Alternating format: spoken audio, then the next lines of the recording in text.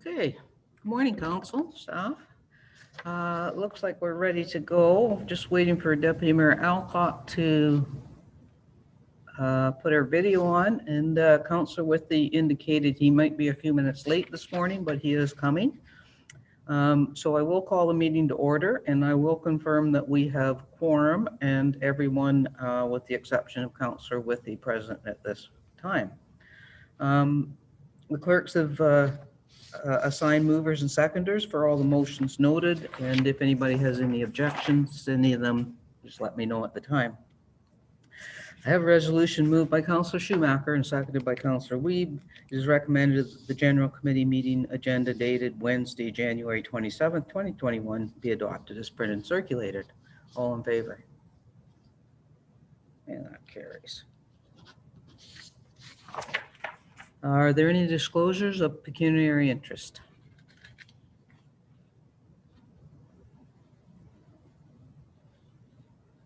Seeing none.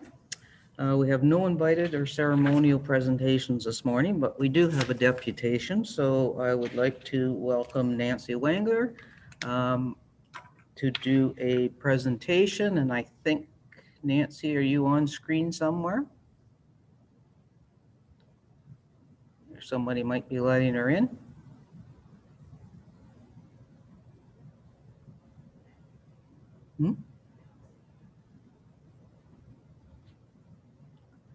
Okay, I don't see Nancy yet. She might be having a little trouble logging on. We will watch for her, but we might as well move ahead while we wait.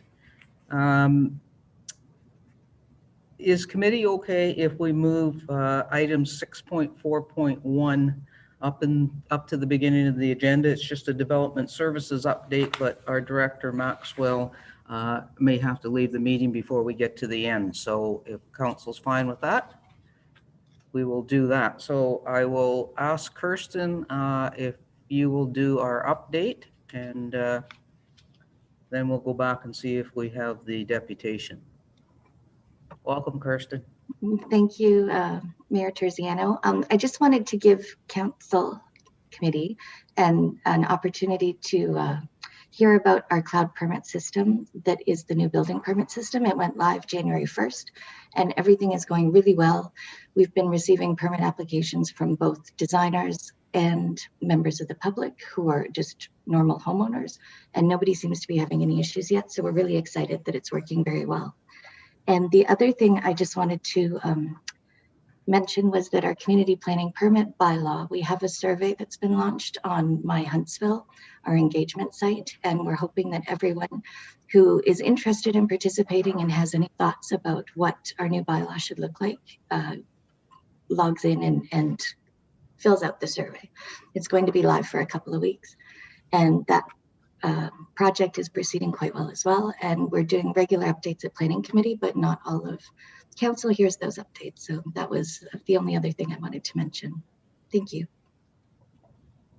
Okay, are there any questions, Council?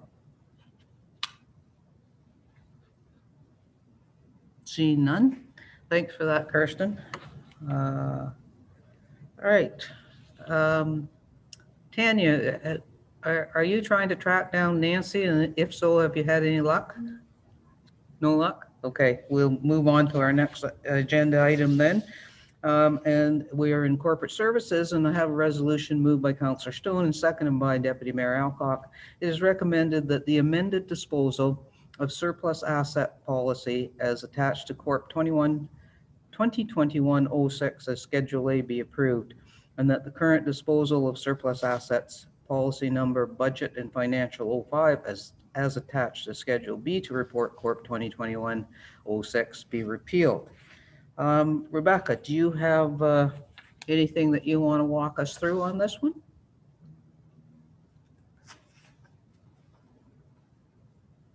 Good morning. Thank you, Madam Mayor. I don't have too much in addition to the report.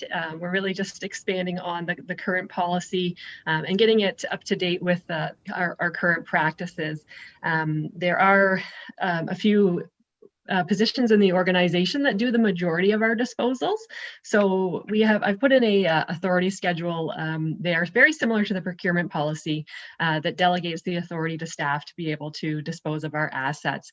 The main ones being myself as the asset and risk management coordinator, the mechanical suppression captain, and the yard and fleet administrator, because the majority of the assets being disposed are either fleet related or fire. So just to to clarify that they have the ability to dispose of those assets on behalf of the organization. And then just some of the policy requirements have been expanded so that it's clear what's required from staff when disposing of assets and the methods involved. And I'm sure one of your questions might be, how do we dispose of our assets? So we do this through a online auction website called GovDeals. It's many municipal organizations use this, and we didn't currently have or previously have a link on our website where you could find this, so it has been updated underneath the business section. So there was a section on where town land was sold but not our town assets, so that's been updated to direct people to that website so that they're able to see our opportunities. That's all I had. Thanks for that. Questions, council? No, seeing none. You've heard the resolution. All in favor? And that carries. And that policy is updated. Under new business, I have the financial indicator review. And that is for information only, but Reva, do you want to walk committees through that? Yes, thank you, Mayor Terziano. So I just had a few notes on this one. Each year, the Ministry of Municipal Affairs provides a financial indicator review, and this outlines certain sustainability and flexibility indicators for the municipality and compares these ratios among various municipalities in Ontario. So this report is based on information from the 2019 financial information return, and we just received this at the end of 2020. So I did want to highlight a few changes from the previous indicator review.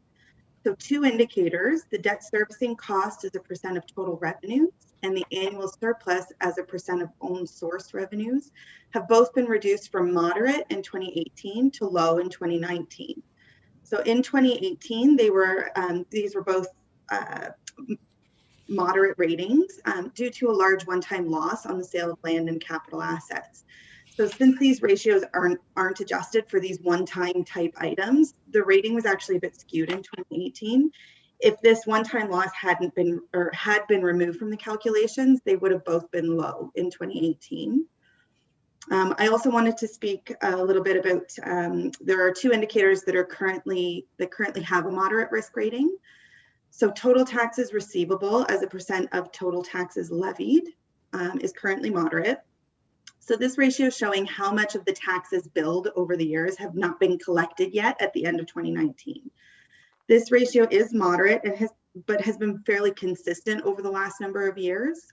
Huntsville is a bit higher than the average percentage as compared to the group of municipalities that we're compared to.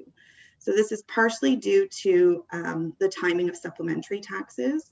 So over the past few years, we have received relatively large supplementaries around year end, and that affects the ending balance of the taxes receivable. So in order to reduce this ratio, our goal is to continue to collect the older taxes receivable balances more quickly. To do this, we have been promoting pre-authorized payment plans and other electronic payment methods. The other ratio with a moderate risk rating is the asset consumption ratio. So this is showing how much of the capital assets life expectancy has been consumed. So the older the assets, the higher the ratio. The fact that this ratio has been increasing consistently over the last few years shows that the assets are aging and we're not replacing them at the same rate. So this really isn't surprising given the capital funding deficit that we had mentioned throughout our capital budget discussions. So our plan to close this funding gap will help us to start decreasing this ratio, but that's going to be a relatively slow process. So that's basically all I had on that. Questions, council?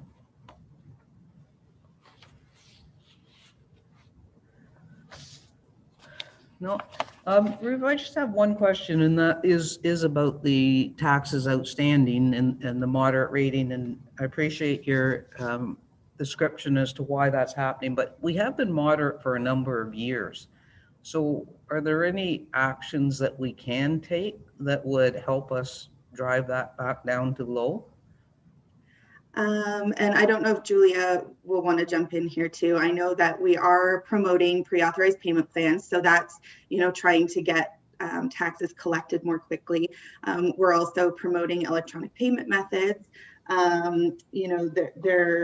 There are tax sale options as well. And I don't know if Julia wants to speak more to that. Yeah, if I could just jump in, Your Worship. So we are, as discussed at a previous meeting, we are going to start doing some tax sales for properties that have been outstanding for some time. So those will start to, or have started to commence, and you'll see that coming up in the next year. Great, thanks. Okay, I guess there's no other questions. Thanks, Riva, for that. Welcome, Councillor Withy. All right, we're at We're at the investment policy statement review, and I have a resolution. Perfect timing, because I have a resolution moved by Councillor Withy and seconded by Councillor Fitzgerald. It is recommended that committee approve the changes to the investment policy statement as attached to Corp 2021-07, and further that an amendment to Bylaw 2020-36 and 2020-53 be forwarded to Council to amend the effective date of policy budget financial 24, the 1-GIB agreement, and the prudent investor enabling bylaw to July 2nd, 2020. Julia. So as required by the policy, we do need to review this each year and then provide the updated policy back to the One Investment Board, the Prudent Investment Board. So we've done a review. Most of the changes are administrative, as you'll see as you go through the document. And I apologize, it's quite a lengthy document.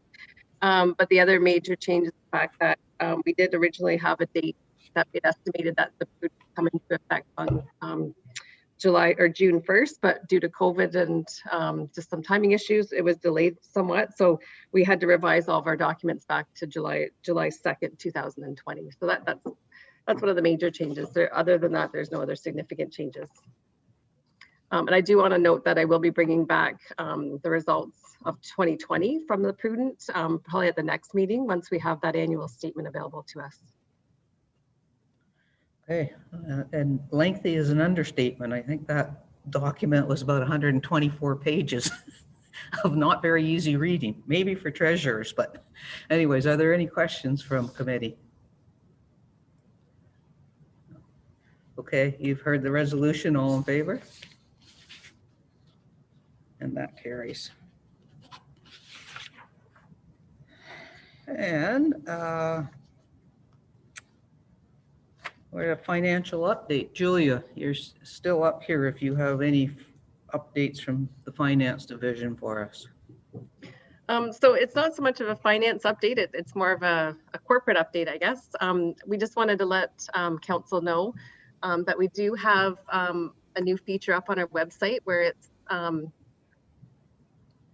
right on the front page, and it's called Ask a Question or Report a Concern. So it's an online option where now the citizens can come in and they can put in issues or updates, if it's a pothole or question of council, anything like that, garbage tags, they can put it right on and it will go to the appropriate staff members. So it's quite exciting, and we'll be putting out some releases on this to the media in the near future. Good, I'll go and try that out, as I'm sure everyone will.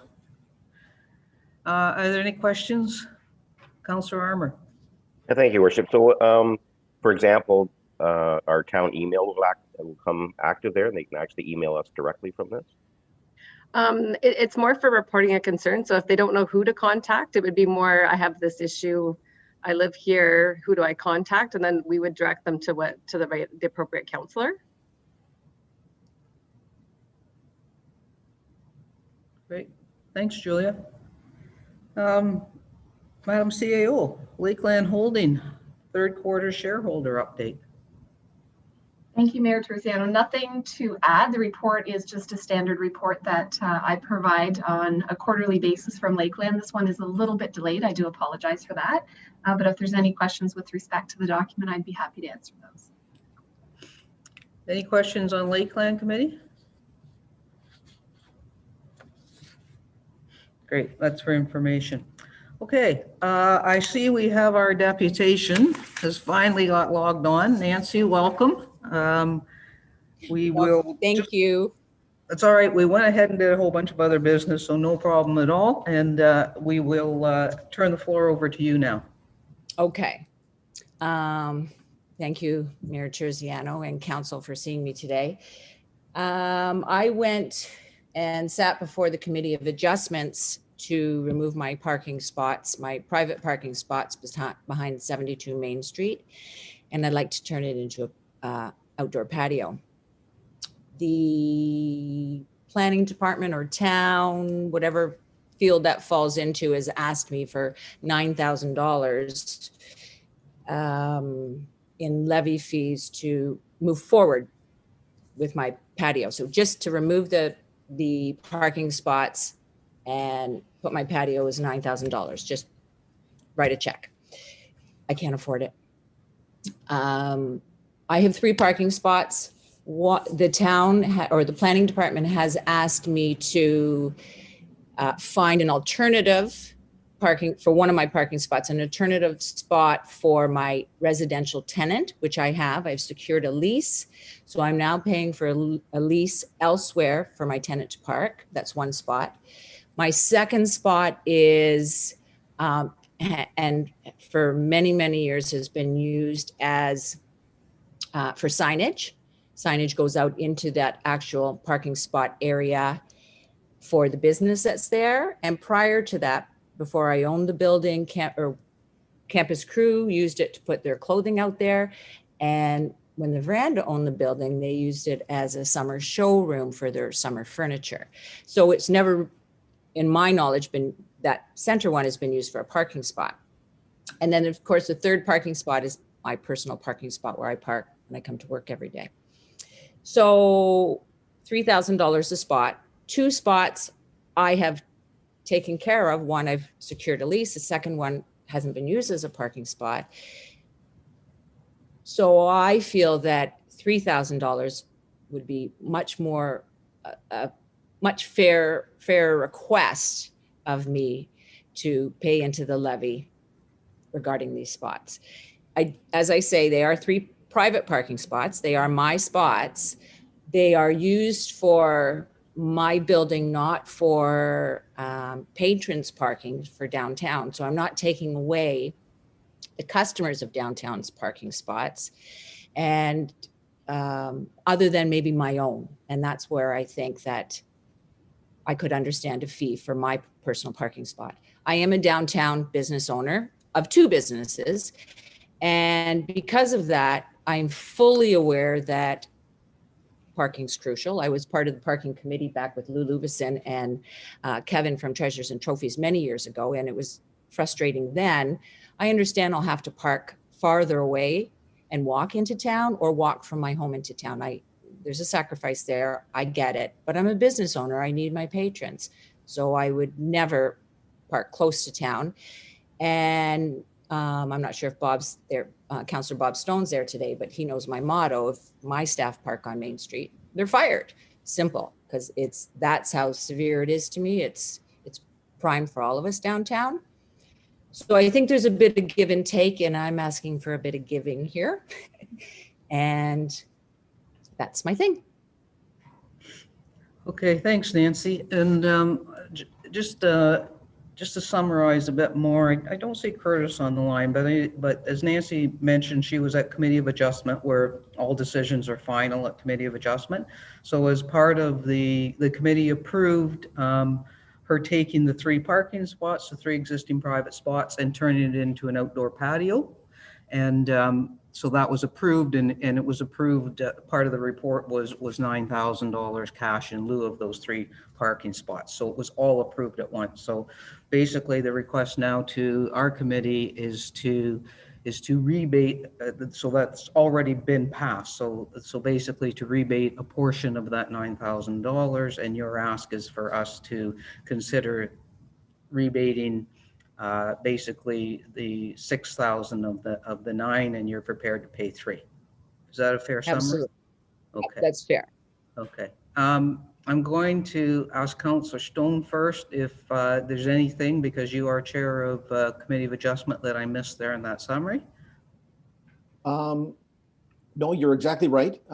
During the meeting, Ms. Wagner didn't bring up about the refunding of the money or not paying as much before we had before we voted.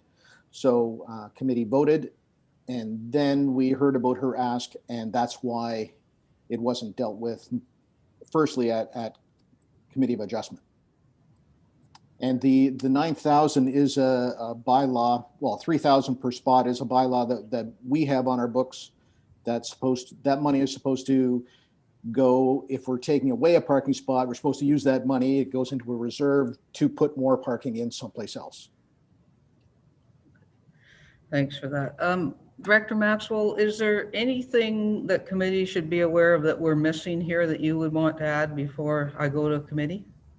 No, thank you, Mayor Terziano. Councillor Stone was absolutely right. There is a bylaw that says that for every parking spot that can't be provided on a property, the town has the opportunity to collect $3,000 per spot. It's a bylaw, quite an old bylaw. It's from 1989. So I think that it's one that we should probably look at updating. But yeah, the funds from that are used specifically to put into a parking reserve so that we can purchase or provide more parking elsewhere. Okay. Questions, committee? Councillor Armour. Yeah, thank you, Worship. I'm just curious, do we have any history of what we've done in the past along there with other parking areas that we disposed of? Has everybody always paid $3,000? That we give them rebates on that? Kirsten, do you know of any history? Thank you, Mayor Terziano. I believe that the town has only, in the planning department, we've only used that bylaw and that sort of forum a couple of times in the downtown area, in only 2 locations that I can recall where an addition was being made to an existing building and they had to provide additional parking in order to do that. And that's when we've requested the parking in lieu instead of physically providing a space. But in this instance, it's taking existing spaces away, which is a slightly different situation. I think probably if one were to go down behind Ondarroa Howell Way, it's quite obvious that every business does not have designated parking for the business down there. So I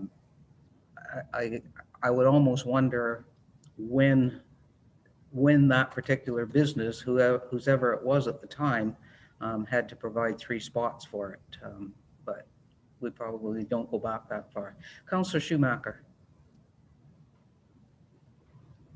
Thank you, through you, your worship. I guess that was kind of my question, is that if these did belong to Nancy, and I've seen possibly signs up, they weren't open to anyone else in the public to be able to park there other than just to access your business, correct? Yes. Or your tenant. Yes, yes.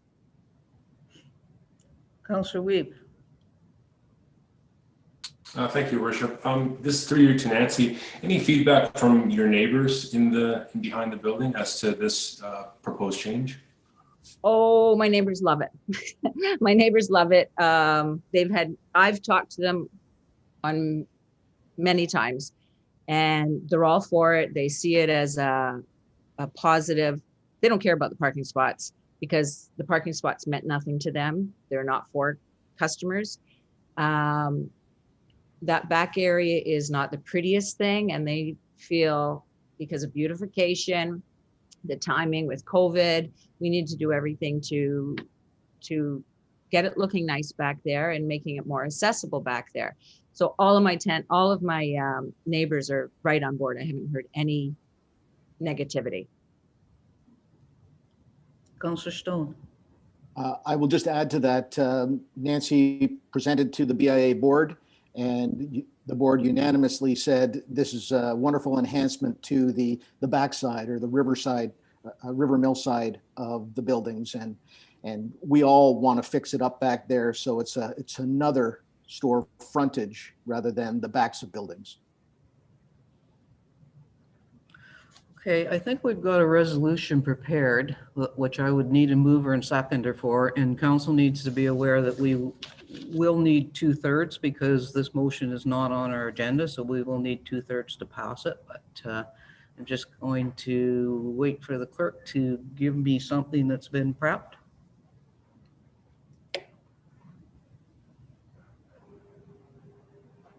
Can I have a mover and seconder? Deputy Mayor Alcott? Councillor Fitzgerald?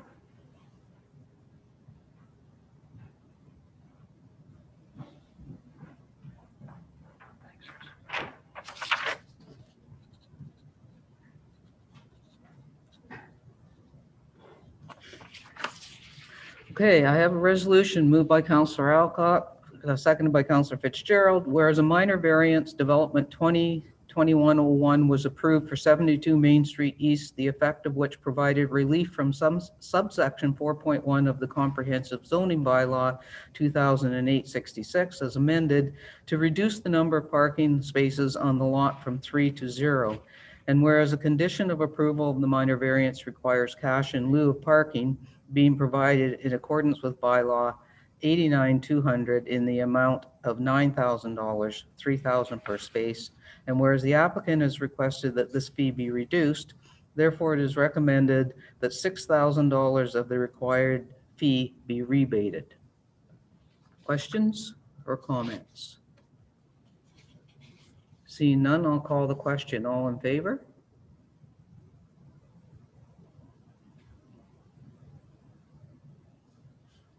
And that carries. There you go, Nancy. Somebody will be in touch with the paperwork on the rest of that. And it does have to get ratified by council still in February, but Sounds good. thanks for being here. Have a good day. Thank you very much, guys. Thank you. Okay, we're up to new business and we have a streetscape update from Director Hernan, Director Maxwell, and Lisa Spolnek. Thank you, Your Worship. That would be me. Unfortunately, Lisa isn't able to be here this morning to show you the exciting logo and all the information associated with it, but I will be, I'm just going to share my screen.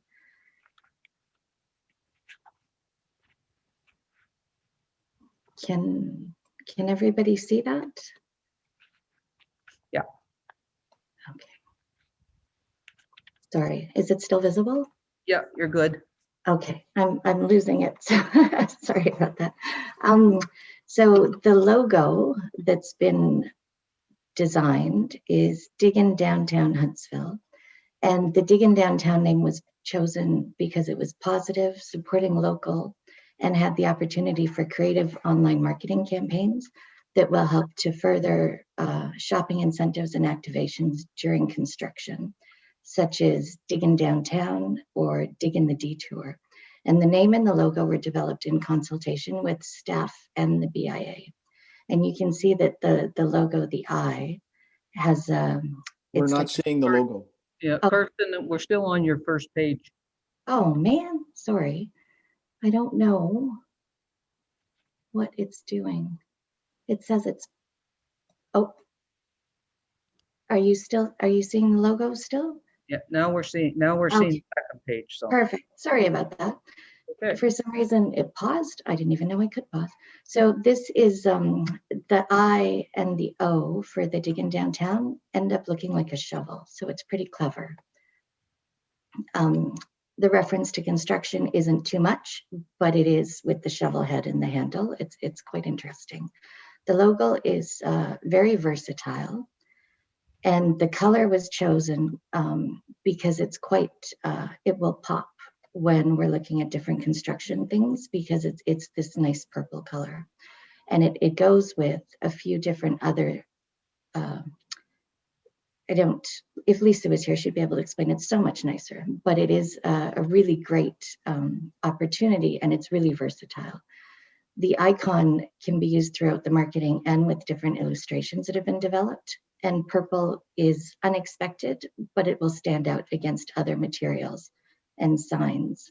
And so some of the, these are some of the ways that the logo could be used in different marketing tools that are going to be implemented over the next few months. So there's social media and website, what they will look like as well. I think that's on my next slide, so that you can see how versatile it is. And then these little illustrations get drawn onto the pictures in the other colors, with the purple still being visible everywhere. So it's a good color for brand awareness and for news items as well. And that's what the website page will look like and where the updates will be. And then the other aspect of the streetscape that I just wanted to highlight was about the ambassador position. And originally when we talked about what the ambassador would look like, we thought it would be more of a boots on the ground type of position. However, when we've looked at the details of the streetscape project and the phasing, it became apparent that we needed to focus on directing people to the downtown core, and that once people were downtown, our signage would provide them with the tools they needed to navigate and access services and stores. So the focus of this position, we've changed to be more to administer the streetscape communication and marketing plans, as well as liaising with project partners and stakeholders. And then from a community improvement plan perspective, the initial contact for any of those grants usually come through the building or planning departments. And so this position would also help with the administration of those applications. So I will just stop sharing my screen. And that was just a quick update to show you what has been worked on over the last few weeks. Questions? Comments? It's a quiet group this morning. I take it, I can't recall, I know that we have in our budget to hire an ambassador. When are we planning to have that job start? As soon as we can. We will be advertising now that the budget has passed. We'll be advertising and get somebody in that role right away. I think that the website launch is meant to be in the next couple of weeks. So we want to make sure that we've got everything lined up so that it's a successful communication and marketing plan. And so that ambassador will also work very closely with the BIA board director of the BIA. Absolutely. They will be liaisoning with them and ensuring that we're promoting all of the BIA initiatives as well. Great. No, I don't see any. Oh yeah, Deputy Mayor Alcock. Oops, sorry. Thank you, and through you, Your Worship, to Kirsten. So just the job description, the ambassador is now going to be focused on doing social media and that sort of thing. So it's a bit different from what was originally envisioned, right? Absolutely, yeah. The idea that we need to focus on getting people to the downtown. When we'd originally proposed the concept, we weren't, the design of how the Main Street was going to work with the full road closure and with the blocks being fully closed off, that didn't quite jive with having boots on the ground at that point, because we need to get the people downtown. But with the road blocked off, we don't need to be directing them the same way. And that our additional signage and wrapping of things and social media blasts will help direct people where they need to go once they get here. I think that's really wise. So thanks for that update. Thank you. Okay, thanks, Kirsten. Thank you. If Steve, if you had anything to add on the update, I know we dealt with most of everything at council Monday night, but if there's anything. Nothing to add. The letter of intent to the contractor, Dufferin Construction, has gone out yesterday, and district will be ratifying the contract next week. But we're starting to set up the construction meetings and getting this project moving forward. Great. Any further questions? Counselor Stone? So just so council knows, and Steve can speak more to it, the contractor has to have a liaison person. I believe it's 24 hours a week. So working between. Sorry, Bob, can you just pause for a second, because I think we need Counselor Withy to mute his computer. He's interfering with. Okay, I think we're good. Go ahead again, Bob. I don't think we could hear anything that from the start there. Sure, that's fine. And Steve, jump in here, but the contractor is, as part of the contract, has to have someone designated as a liaison. I believe it's 24 hours a week. So that person will be working with this ambassador person, and also with the BIA manager, Morgan Richter. So hopefully the communication works really well and nobody's out of the loop and everybody knows who to talk to. So I think it's, I think this position is excellent. Great. Okay. That's Streetscape. Operations and Protective Services. Disposal of a surplus fire truck. Chris Allen's with us. Chris. Good morning. I'll just get the video going here. Yeah, just as outlined in the report there, we went to dispose of the old fire truck that we have down here at Medill, and there was zero interest in it. So we were contacted by Firefighters Without Borders. They're a nonprofit organization that takes used fire equipment and distributes it around to needy municipalities and other organizations. So if anybody has any questions, I'm here to answer anything you got. Questions, comments? Deputy Mayor Alcock. Thank you, Your Worship, and through you to Chris. It's a comment. I just wanted to say how thrilled I was actually when I read this report. I think it's a fantastic idea, and I'm really happy you guys proposed it. Thank you. Councillor Armour. Through you, Worship. Hi, Chris. I'm curious, are they going to come pick it up, and is it drivable, or do they have to truck it, or how are they going to get it to them? Yeah, they're going to pick it up. There's a minor repair that needs to be done. They're going to look after that, and then redistribute at that point. I think along with the fire truck, there's some used fire gear from another municipality that's going, and a few other items. That's great. I think we did at district. We did something for an ambulance that just within the last year or so. So that's great use of something. Thanks for that, Chris. Okay, appreciate that report. The next one is our MOU, which we moved to council. So we've already done that. So we're at the road need study results, and not sure who's doing that, Brandon, Kevin, or Steve, or all three of you. Thank you, Mayor Terziano. I'm going to start us off. It could be all three of us. We're having a little computer problems down here at the fire or at the Medill. So we've got one working, which is mine. So we might have to change operators here shortly. But this report is a report that's done every 4 years by an independent engineering company that comes in and looks at our road system and rates our system, helps us determine which roads require work. I'm quite excited about this report, and I know you get a lot of information to read, but I would really urge council to take the time to read the first 20 pages of this in detail. And the reason I'm excited is because it's shown that the investment that council has been spending on roads by increasing by 400,000 a year, we've finally turned that corner, and that's exactly what this report says. And in the written report that I put together, there's a chart which compares the 2015 results to the 2020. And there's some notable things in there that they might seem minor in some regards, but when you understand the effect of them, it's tremendous. So the things I'm talking about is in 2015, 37% of our roads had structural deficiencies. The base of the road was having serious problems in it. In the last 4 years, we've gotten that number down to 31%.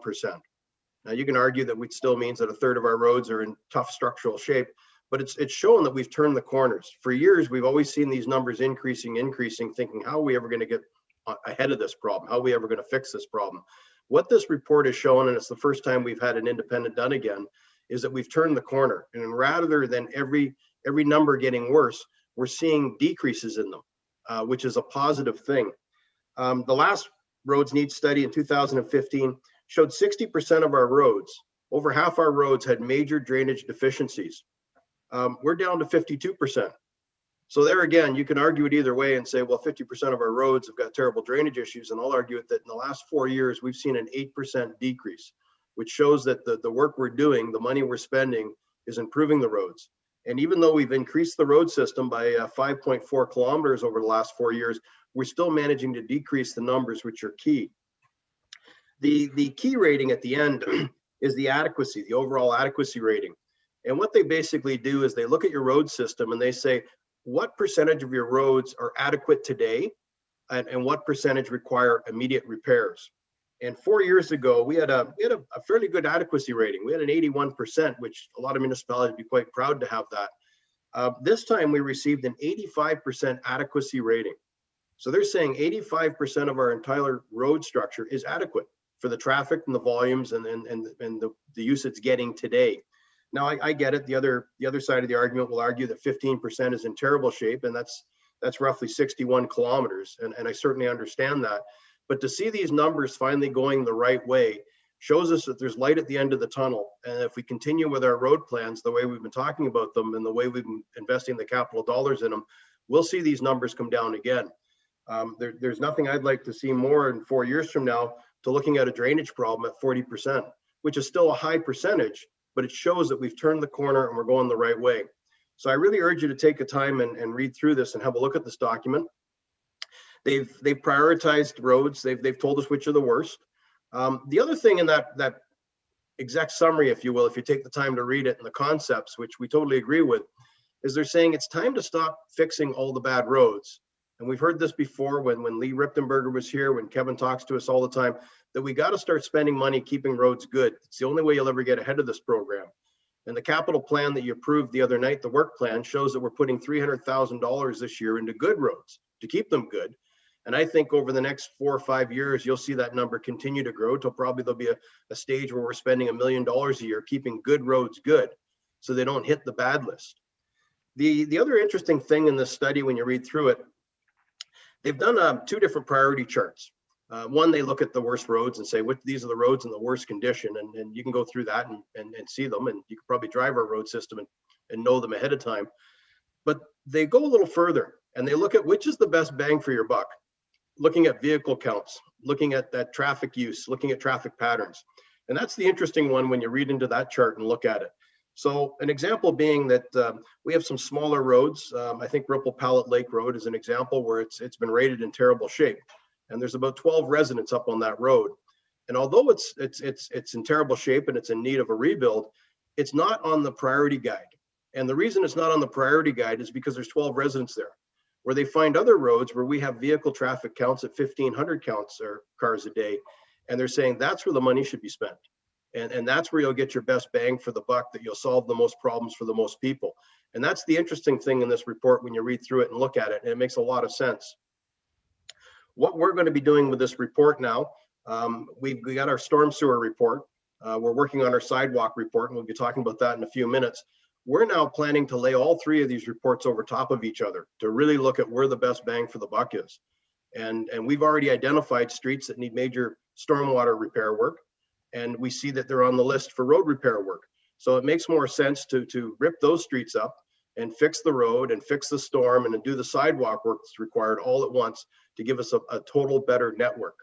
So although this document's out there and it'll be put on our website so people can read, it's not as simple as going to the worst road list and seeing where your road is on that to see if it's going to be improved.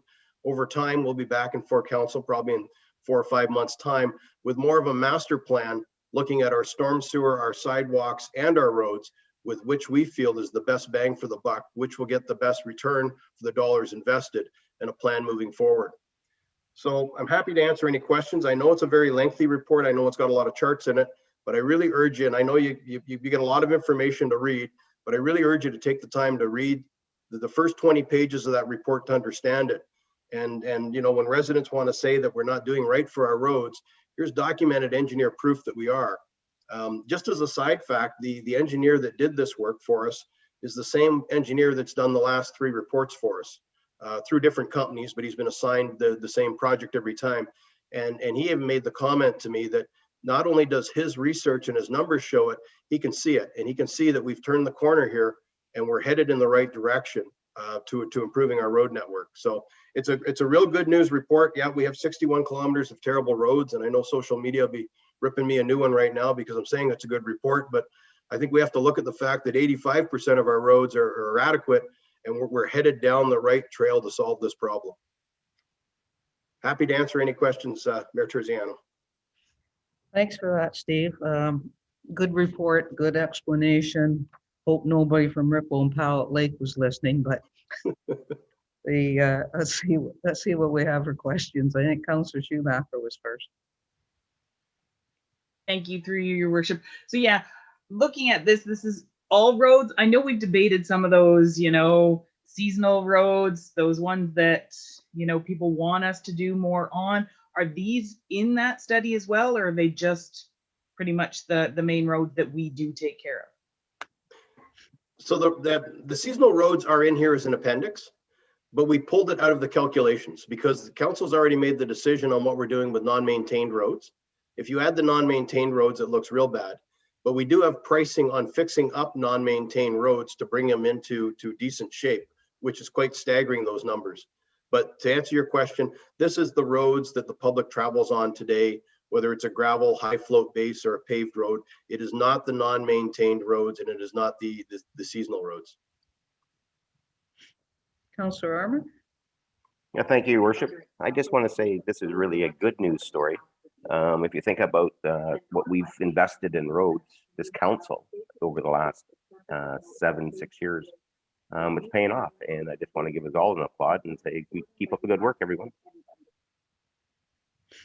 Deputy Mayor Alcock. Thank you, Your Worship, and through you to Steve. I also echo that. I did read the executive summary, and it was really uplifting to read that and to see that movement up to 85%, as you highlighted, Steve. The one, just to ask again, you said that you're coming back in about 5 months with the master plan, and that really is exciting to see, as you said, you know, the overlay, this report with sidewalks and drainage. And is 5 months sort of what you're thinking on that, or because that'll be exciting to look at and see the priorities there, what you guys figure out. Well, we're through you, Mayor Terziano, we're just starting the sidewalk engagement process, which we'll be talking about shortly. I'm saying 5 months. I can tell you right now, staff have already been started to work on areas we know where there's problems. I think you're going to see in my crystal ball, if I was to look at it in 2022, we've got Meadow Park, we've got Veterans Way, we've got problems with Greer Road and Hidden Valley. That's where our focus is starting to shift. It's funny, we passed capital budgets Monday, and yesterday we had a meeting talking about 22 projects to start to get our mind in gear and get the engineering going on that. But those are the ones, but you're correct. It's going to be 4 or 5 months before we can lay everything over top of it and come to some conclusions on what a 5-year master plan should look like, which changes every year with road conditions. Thank you very much for that, Steve. Okay, and Steve, I would offer congratulations to you. I know council has invested good dollars in capital for roads and infrastructure over the last, as Councilor Armour said, I think 6 years or more. But you and your department have managed that money well, and nothing's more evident than well-managed money than the fact that we're also doing a $3.5 million project on Main Street, which is all part of our infrastructure dollars under roads. So roads and sidewalks. So I think we've done a great job in putting that money away and a great job in spending it. So thanks for that. We might as well move right into the sidewalk master plan now. Okay, and the sidewalk master plan, and I'm going to turn my computer over shortly here to Brandon to walk you through it and where we are, but I just want to give you an explanation. So this again is a team effort. Kevin Bocock, Colleen McDonald, the entire operation crew has been working on this with us. And what started out as a simple process from a council direction, strategic direction, is to put together a sidewalk plan and add the missing links. Turned out to be quite an undertaking when we looked at it. I know I underestimated the size of the project until we actually got into it. So a little background on how we got to where we are and what we're presenting today, which is a draft plan. And I stress it's a draft plan. It's going to be put out for comment from council and the public. We took a map basically with our existing sidewalk system on. And I think the key word in the strategic plan we found was missing links. And we said, okay, what is a missing link? So we backed up and we started to map all the spots on the map where we know that people walk to or try to get to. Schools, churches, playgrounds, trails, retail, shopping, parking. And then we laid our existing system over top and realized that it was quite a mess.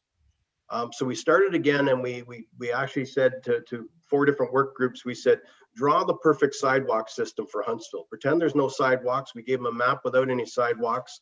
We said, here's the key spots. How do we link this all together? And what makes the most sense?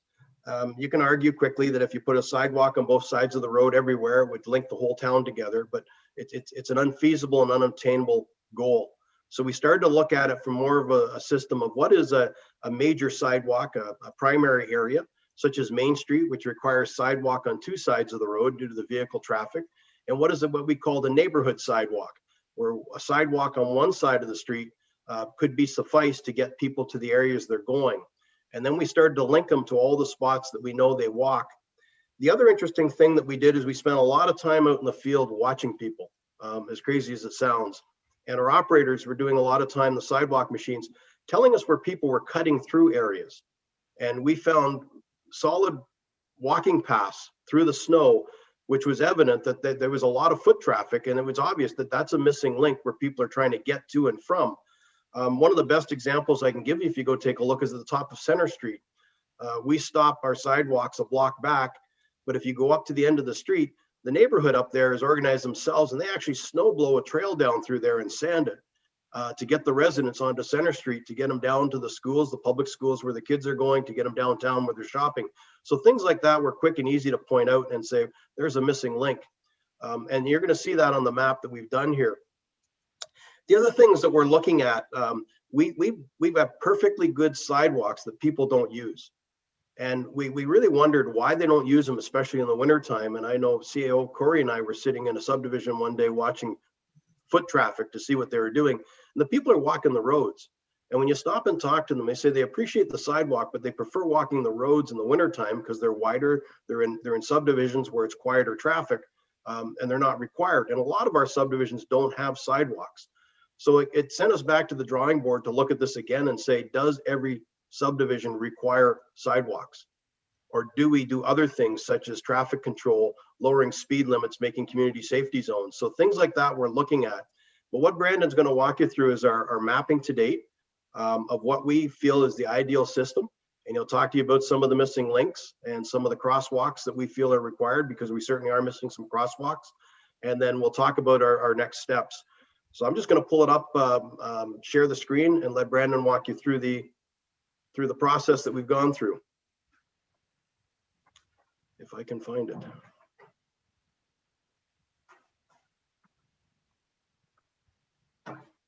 Share.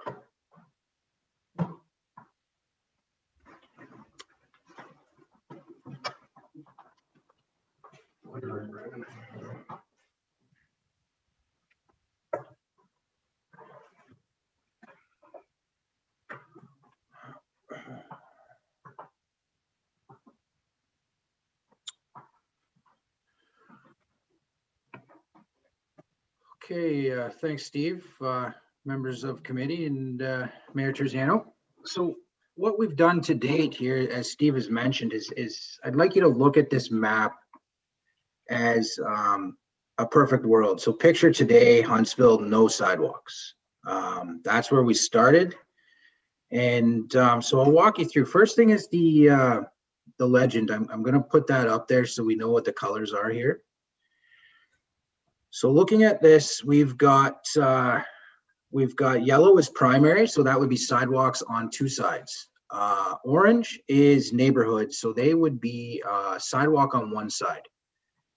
And then the blue is our missing links. And your blue stars are your proposed crosswalks. So with that said, you know, we've looked up in this area. So we start at the south end town line area. We noticed that there's some missing links in here. The one Steve had mentioned up at the top of Center Street, over onto Young Street to connect. So these are these subdivisions in here that don't have sidewalks. So what our goal is to try to connect them to your arterial, I guess you could say, Main Street, King William. So these ones in the orange basically act as collectors, if I can. So it's collecting the pedestrians from areas that don't have sidewalks and directing them to the more dense areas for safe passage to schools, stuff like that. So what we're doing as a draft here is we're proposing to show Main Street all the way out to roughly to out to Rogers Cove as a double sidewalk, one on each side. Heavy pedestrian area, very dense. And as we start to head out, you'll see this blue line here. That's a missing link. We don't have much sidewalk in there, so that we've identified that as missing and carry right through down to Young Street, or down to Highway 11. So we noticed that there's a crosswalk here. We should get to Avery Beach, connecting all this Goodwin North Down subdivision and Harcourt, all that. Again, with these lines, the sidewalk is on the road network, so we have not determined what side of the road these sidewalks would go on. As we do look at some of these orange lines, some are existing. So what I could do to help explain that is, here's the green marks are existing. So when Steve talked about taking your existing sidewalks, putting a blank map over top and drawing the perfect world, we've recognized that there is some existing sidewalks that we're not proposing in our perfect world. Again, that came into there's engineering behind that. I mean, that's another discussion for another day, but again, you can reduce speed limits, road widening. What we are proposing with these existing sidewalks that are not proposed in our perfect plan is they would be phased out. We would be proposing to remove them based on construction. So as Steve mentioned, again, when the road comes up for renewal and we overlay the storm sewer data and we overlay the sidewalk data, if that road came up for renewal for road and storm, we notice we're not proposing a sidewalk, we would have it removed and possibly the road widened or topsoil and seed in that area. So that's just an explanation of how we got to that. I will turn that layer off.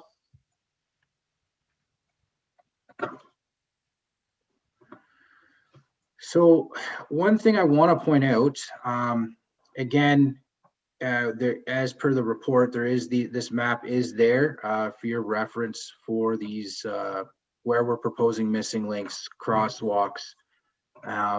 One thing I do want to show is the developments.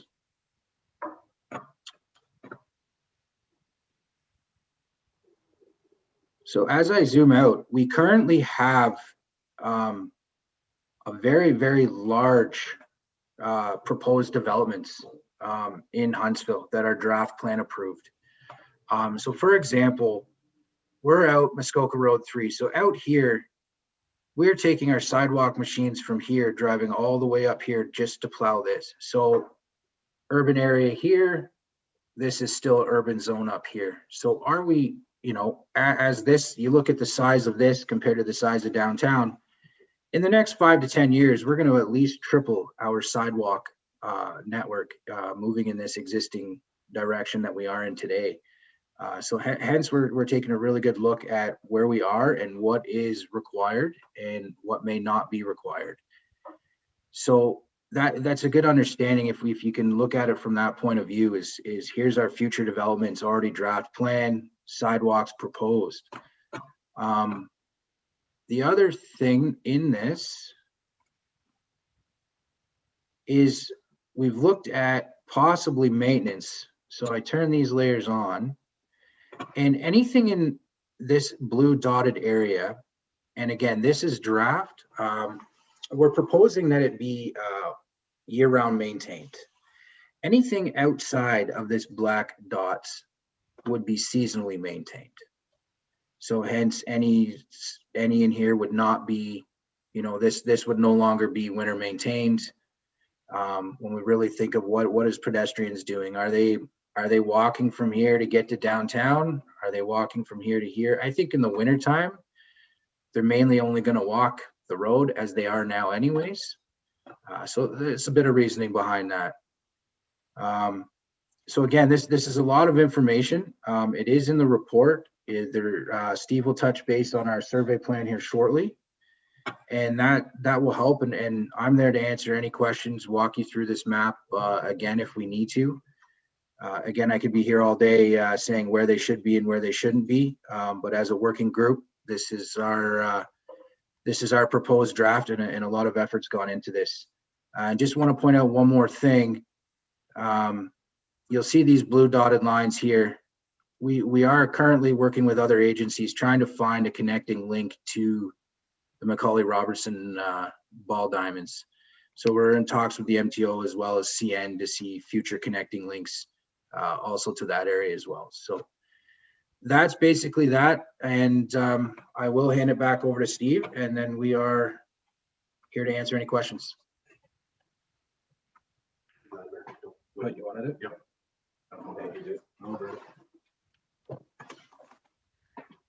Thanks, Brandon.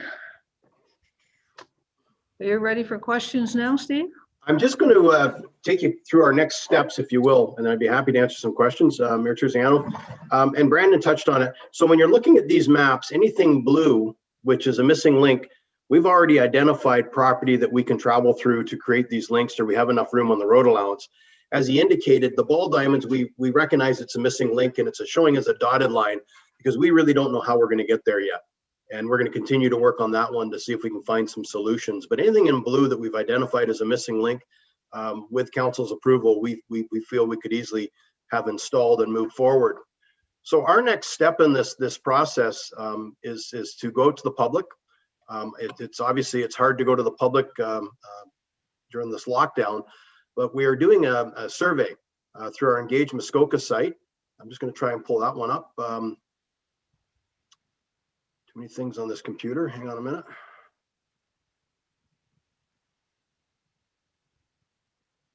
There we are. Through the Engage Huntsville site, this is ready to go live today. We have our draft sidewalk master plan where people can link and see the maps. They can see it in a PDF. They can see it in the interactive website that Brandon spoke to. It speaks to the goals of what we're trying to do and how we're trying to bring everything into AODA compliance and our reasoning behind that. And then we have a survey. And we're asking the people that take the time to fill this out to finish a real quick survey, which basically tells us a little bit about their household. It tells us the primary mode of transportation for that household. And then we try to find out why they're using sidewalks, because if it helps us figure out if it's all for recreation, then we know people are obviously looking to get to sports fields. Obviously, we're asking them where they're going when they're using the sidewalks. And the key thing we're asking them to do is review the plan and then tell us what you think of it. If you think there's any areas we've missed or any areas that should be added, and any other comments that they want to add into this to give us possible feedback. Like I say, normally we'd be holding public meetings about this, but it's just given this time that we're sitting in right now, it's impossible to do it. So with the help of our marketing department, we're going to engage the public. We're going to get the message out there and really urge them to take the time to fill these surveys out. So that's our plan moving forward. That's where we are. We'd like to think that we'll be back in front of council in possibly 6-8 weeks with maybe a more firm concrete plan. And then we'll start to prioritize some of these missing links. Some of them we think will be done with development and should be done with development. and some we think are our town's responsibility, and we'll prioritize them in that manner. So happy to answer any questions you might have. Am I still sharing my screen, or have I stopped that? You know, you didn't share it this last time around. Oh, sorry about that. I thought I did. Sorry. Then I was talking to myself, looking at a survey. There is a survey on the Engage Muskoka or Engage Huntsville page you can take a look at. Okay, we'll go to questions. Councillor Stone. Yeah, last term, I proposed a crosswalk to Avery Beach, and council agreed, and then it went to district, and district said no. So are they going to give us a hard time on any of this? So we've had preliminary discussions with the District of Muskoka Road Department, and given the fact that we're putting together a sidewalk master plan and we're proposing to connect the links, they said part of the reason they turned it down last time is there was no sidewalks leading to or from where we were proposing the crosswalk. We're proposing to install sidewalks. We've identified that as a major traffic area missing link to the trail system. And based on the discussions I've had, they said that if this plan is endorsed, they would endorse a crosswalk down there of some description. We haven't discussed who's paying for it yet, but they've said that they would endorse it and they would support it. Awesome, I'm thrilled. Yeah. Thank you. We've also identified, if I could just expand on that, Center Street, just by the bridge leading down to Hunters Bay Trail, as an area requiring a crosswalk. There's a lot of foot traffic going on there, a lot of foot traffic on the trail as a missing link. And the Center Street and Haynes Road intersection as a crosswalk requirement. But now when you throw it on top of the road plan where it's talking streetlights, we're having serious discussions. Is it time to just put them streetlights in and make that a safe crossing for pedestrians? We've recognized those three areas as missing crosswalks. Councillor Weeb. Thank you, Your Worship. I would just say my comment would be that over the last 6-7 years, I've had a lot of feedback from the folks out Muskoka Road 3 and in those subdivisions. And as those divisions grow, the call for more sidewalk, more walkability, I think is there. So I would encourage our staff to just keep that in mind, because I think given the opportunity, I think the developments out there, the folks that live out there would take the opportunity to walk to town. So it could be a win-win there. I know it doesn't seem feasible to get a sidewalk clear out all that way, but I do think that given the feedback that I've received, that it'd be well used and well worth it. So just a comment. We're going with this. Deputy Mayor Alcock. Thank you, Your Worship, and through you to Steve. I actually would echo Councillor Weeb's comments. Certainly, we've all heard that every time at planning, and we do something out there, whether it's a sidewalk or some walking path or whatever, I think for sure. And I know you guys are aware of that. I too also would love to spend a day on this. I love maps like this. And so I'm looking at the various things. But my question is, Steve, it was really exciting to see the discussion around the connectivity to Macaulay Robertson, and dealing with MTO has in the past not been the easiest. So I'm just sort of curious, huge need, and glad it's been identified, what your thoughts might be for those linkages, given MTO has not always been, they've been a little bit intransigent when it comes to that kind of connectivity. So through you, Mayor Terziano, and you're right, that whole ballpark area, we were out there as late as December, trudging around in the snow, having a look at it. The beauty is the Ravenscliff Bridge has a sidewalk on it, just the bridge, not the on and off ramps. So if MTO wanted to play hardball with us, we could build a sidewalk leading up to the bridge, and we could put all that foot traffic across the bridge. You've got all the on and off ramps. We don't think it's an ideal situation. It's on the wrong side of the road for the ball diamonds, so we'd have to cross them back across the road again. So we think that MTO would probably be more amenable to us running under their highway bridge where the train tracks are. And we think that we would have better luck with the MTO there. We've been having discussions, some initial discussions with CN. CN bluntly told us, no, we don't allow any trails on our rail network, and don't want to talk to us about it. but we've got a little card up our sleeve that we're willing to play with them with CN that we think we can probably negotiate some stuff. They're quite proud of the fact that they have absolutely no trails and they have no agreements with any municipality to allow trails on the CN road network or CN rail network. But they forgot that they have a signed agreement with the town of Huntsville to allow trails on the CN network, Hunters Bay. And we have that contract in our pocket to say, you know, quit telling us you don't do it, because here's a signed agreement where you've done it once. And we're using that as an example. We're working with our partners at TransCanada to see TransCanada Trail System to see if they can find us some inroads. But once this is endorsed, if you will, from council, and we sort of get council's blessing, it's a direction they go, we will ramp these discussions up. But keep in mind, Hunters Bay Trail is a lot on the CN right away. And we have a signed agreement with CN that allows that to take place. So it's proven that it does happen. The other key thing that we point out to people when we talk, if you think the kids aren't traveling that area now, go over there and watch. We know they are. You can follow their foot traffic down through there. So it's going to make a better situation. So we do think that we could make some inroads on this one and possibly find a win. Worst case scenario is we have to cross the highway bridge, and we don't think that's the way to go, but there is a sidewalk there now. So MTO couldn't prevent us from going that way. Thank you for that. Great work. Really great work. Thank you. Councillor Schumacher. Thank you, through you, your worship, to Director Hernan. Yes, as you know, this is a big hot topic at our accessibility committee meeting, as usual. But I also want to, looking at, this is mostly downtown, correct? So the green in the Port Sydney map that you have there, I know that Brandon had taken the green out from the existing in the downtown core. You're still keeping that green sidewalk in Port Sydney, correct? And correct. And when I neglected to mention that, we didn't just look at the Huntsville area, we looked at the Port Sydney area, and the trail system, or the sidewalk system we have in Port Sydney, we're proposing to leave exactly how it is. As you know, we've extended the maintenance one more block this year, which we're seeing great response to. That's one area that we have to look at on the hard surface side of that one. But I should have mentioned that the Port Sydney area was looked at as well.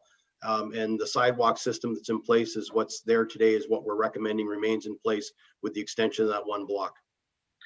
Yeah, thank you. That's great, because I mean, as we all know, right now in this pandemic, that's what people are out doing, is they are out walking. So. Okay, Steve, thanks for that. I take it the next time you come back, that's when we'll start talking about priorities and where you would be allocating the dollars, such as whether a missing link is more important than a sidewalk, a second sidewalk on a certain street, or again, will it be like road traffic? Will it depend on the number of walkers, what gets done first? Will we go through that type of thing next time around? When we come back, we'd like to bring back the results of the consultation with council and with the public and tell you that, okay, here's the perfect system as we see it and our reasoning behind it. And then we would have a list of the missing links. And we are already starting the priority work on them, looking at traffic counts, looking at pedestrian traffic. And we would then have a list where we would say, here's what we feel as a priority. The Muskoka 3, I hear you, it's identified as a missing link. We know that that road will be reconstructed in 8 to 10 years. So that one would probably be slated for 8 to 10 years out, because there has to be some road movement to accommodate the sidewalk. So that's how we would accommodate things. Some things we really do feel Kitchen Road is going to be developer driven. And we will be putting an argument forth when it comes through on planning that the developer should be paying for that one. So depending on how quick their development goes and how successful we are at that table will dictate the priorities and when they would be done. One final question, Steve. Are we looking at all in any areas where a trail might be appropriate versus a sidewalk? And one of the areas I looked at is you're adding a missing link sidewalk up Town Line Road as far as the subdivision there, and up Yonge Street as far as George. But then we've got a lot of development going up at the top of Yonge Street, and we've got nothing that connects from halfway up Yonge to halfway up Town Line. Like, could we look at some kind of a trail system that would connect those two sidewalks? And to you, Mayor Terziano, exactly. That's what we're doing. And what we've put on the books now are the developments that we're aware of. Other developments are coming up, as you know, up on the Young Street area. And that's one that we feel if there has to be an extension up there, we'd be looking at the developer to come up with a mode on how he's going to connect it possibly, he or she, and look at them to assist us in some of these missing links. But as development continues, we will continue to expand this sidewalk program. Okay. That's a great report, and the mapping is great, and I think it's certainly time. I think we definitely have a community that wants to have a walkable community wherever we can, so it's great. I think that's the end of ops, and thank you for that. Development services, just the divisional update, no reports. Simone. Good morning. I do have a little update. My update refers to the RFP for the Community Services Master Plan. The RFP has closed for the Community Services Master Plan. The evaluation team have shortlisted to 3 contenders. We'll be doing interviews next week by Zoom to choose the winner. And we're looking forward to that. So there's lots happening here. So it's exciting. Great. Questions from council?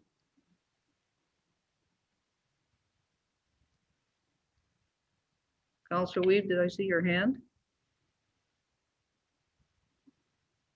No, that was me fixing my hair. Okay. Thanks, Simone, for that. Thank you. Okay. General information. Council may or may not remember back last year when the pandemic hit, council reduced their salary for 6 months. And in the same resolution, we also said we would not expect any pay for any additional special meetings where there's a $50 stipend for council. So the resolution was a bit ambiguous as to whether or not council is in favor of not receiving the $50 stipend for special meetings going forward, as long as the pandemic, or as long as we're on basically electronic meetings. So the motion wasn't clear. I had a hard time interpreting and didn't think I could do it on behalf of all of council. So the resolution, I guess we need a new resolution. Are we prepared to continue to attend special electronic meetings without an additional stipend? Or would council like to reinstate that stipend? Councilor Armand. I put that resolution on the floor. Yeah. Your Worship. Okay. Councilor Fitzgerald. I would second. Okay. Do we have a resolution? We have a resolution. So I have a mover and seconder. And this is another one that we need 2/3. So moved by Councilor Armour, seconded by Councilor Fitzgerald. It's recommended that notwithstanding bylaw 2017-41, council not be paid for special electronic meetings during the COVID-19 pandemic. All in favor? And that carries with 2/3. Okay. There is no district modernization update. We did that at council. And that brings us to the end of our meeting, council. So I have a resolution moved by Councilor Armour and seconded by Councilor Thompson. It is recommended that we do now adjourn at 10:17 a.m. All in favor?